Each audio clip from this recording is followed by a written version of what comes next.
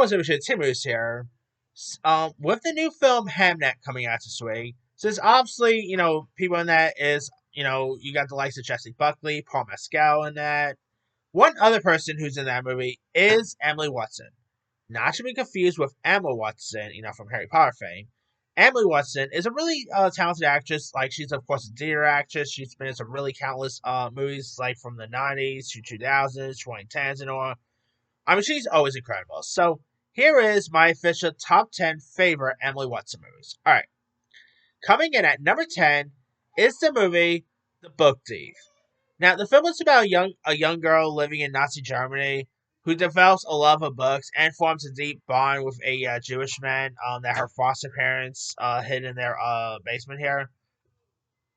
And you do got Sophie Nellis who plays the lead girl here. This was actually her breakout role, and obviously she would go on to star in Yellow Jackets. This also has the likes of Jeffrey Rush. Emily Watson plays Rose Huberman, who's a initially strict, harsh, imitating, but her like tough, extra max, deep love and courage here, and she gives a really decent performance. Really nice career defined performance here. Uh, Of course, Sophie's terrific. It is a really decent, heartfelt film that is well worth watching there. All right. Coming in at number 9 is The Water Horse Legend of the Deep. Now, this movie came out all the way back in 2007 from Walden Media and stars Alex Attell. You also have David Morrisley, Ben Chaplin, and it's about this kid in World War II era Scotland who discovers a mysterious egg that hatches into a mythical water horse, sparking an extraordinary adventure. It definitely has a little bit of that ET feel to it at times. It is a heartfelt film here. Now you got Emily Watson who plays the main character's mother, who's protective and grieving the loss of her husband at war, and she gets a really solid performance. A really nice mother figure here. Alex Etel, who was also in that movie Millen that Danny Boyle directed. He was a pretty good in this too. Really decent film there. All right, number 8 is another movie with the word horse in the title, and that is Steven Spielberg's War Horse.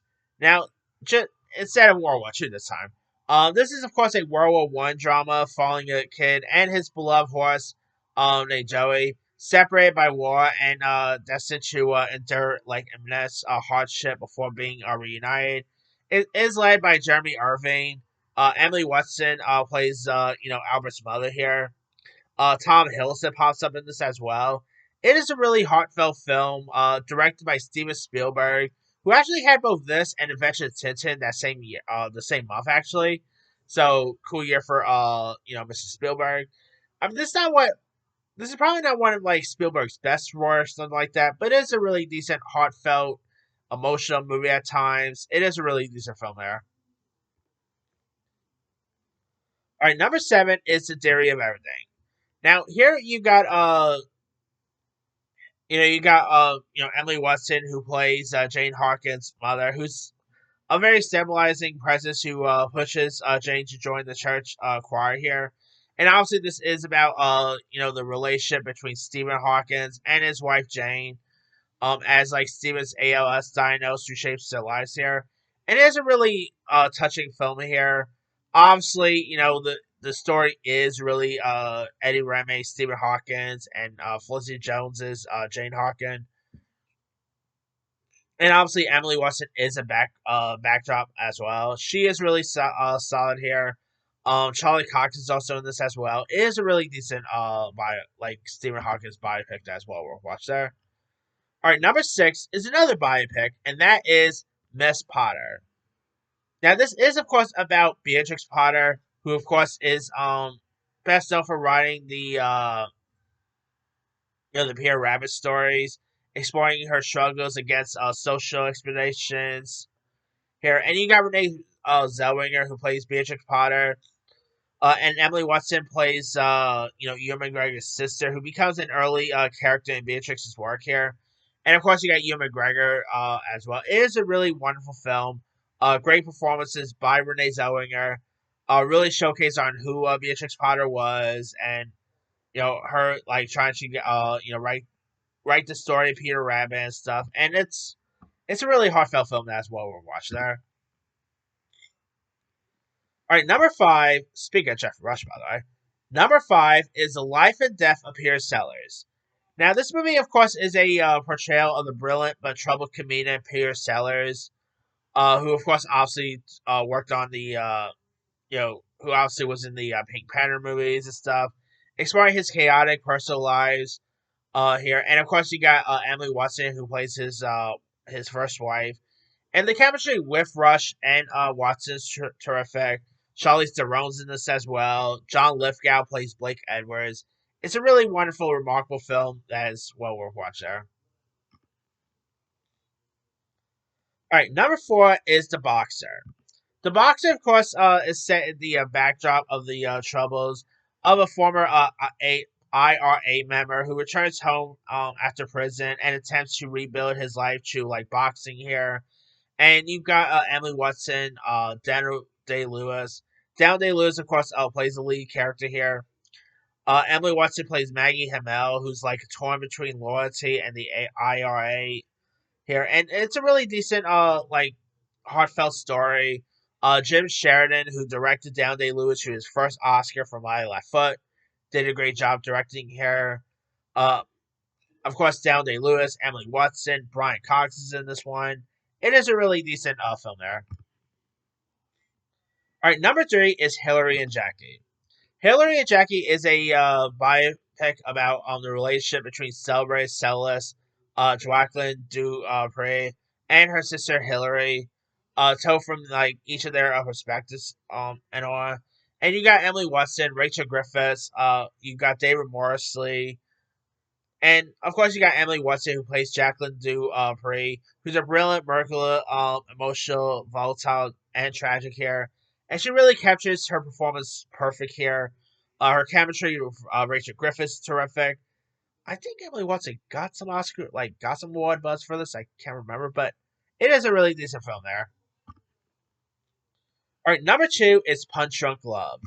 Now, Punch Drunk Love, of course, stars Adam Sandler in like his first dramatic turn here, directed by Paul Thomas Anderson, and it's about a socially obnoxious novelty supplier who finds love while being tormented by a group of scammers and all. And you got, of course, Emily Watson, who plays the female lead here, and Adam Sandler and Emily Watson really had nice charm to them, a really decent like emotional aspects and all. It is funny at times, but it is very heartfelt too. Get very dramatic and all. Phil Seymour Hoffman was also in this. Luis Guzman. Punch Drunk Love is terrific. If you guys haven't seen it, highly recommend that.